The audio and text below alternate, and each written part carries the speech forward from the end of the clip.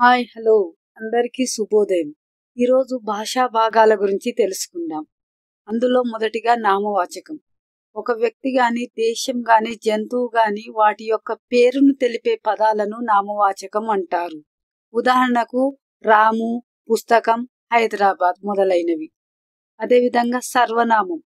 నామవాచకం బదులు వాడే పదాన్ని సర్వనామం అంటారు.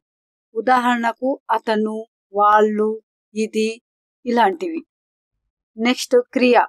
పనిని తెలియజేసే పదాన్ని క్రియ అంటాం. ఉదాహరణకు చదవడము, రాయడము, వెళ్ళటము ఇలాంటివి.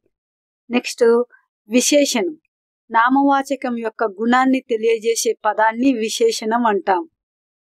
ఆ తర్వాత అవ్యయం. ఇది నామవాచకము, క్రియ, వచనం ఏవి కూడా మారవు దీంట్లో. ఇలాంటి పదాలను అవ్యయం అంటారు.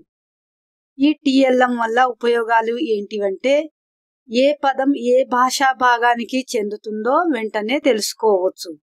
ప్రతి భాషా భాగానికి సంబంధించి ఉదాహరణలు ఉండడం వల్ల పిల్లలకు స్పష్టత వస్తుంది.